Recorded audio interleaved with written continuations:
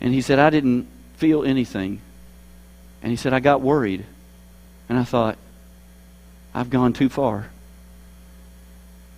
God's so far away from me right now. I could never get back to God. But he said, I went looking for a church. He said, I found another Nazarene church because that's what I knew. And I went to that Nazarene church and I started going to church. But I felt like God was so far away from me. I messed up and walked away. It's been too long. But he said, I remember I was 31 years old. I've been going to church for like 2 or 3 years. I was 31 years old the day I got back right with Jesus. He said, I went down to the altar and he said, you know what I realized? I wrote it down, what he said. He said, I had to understand that God could reach further down than I could reach up. I like that. He said, I had to realize God could reach. In other words, listen, I've heard people say it. Well, if you just pray this prayer and you do this, it's almost like a trite kind of a thing we've made salvation. And in some ways, it's so simple that it's profound. But it's not trite and it's not flippant. Hear me?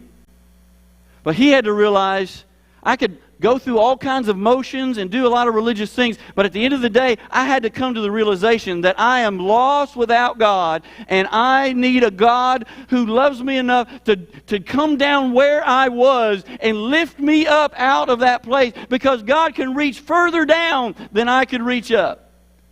Now here he is, 80 years old. He'll be 81 December 20th, he said. I guess when you get to that age, you're keeping track of all the numbers. And he's 80 years old. He'll be 81. That means for 50 years, since he was 31, he's been walking with Jesus. And you know, when he told me, I had to understand that God could reach further down than I could reach up. He didn't cry. He almost started shouting right there in the hospice room, praising God, because he remembers what shape he was in. Now, there's maybe some folks here today, maybe you're here today, and you just feel so far from God.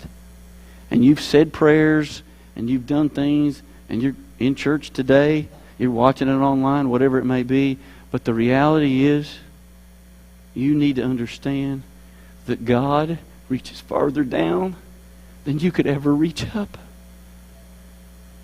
And He'll do that for you. He'll do that for you. You're not too far gone. Do you hear me?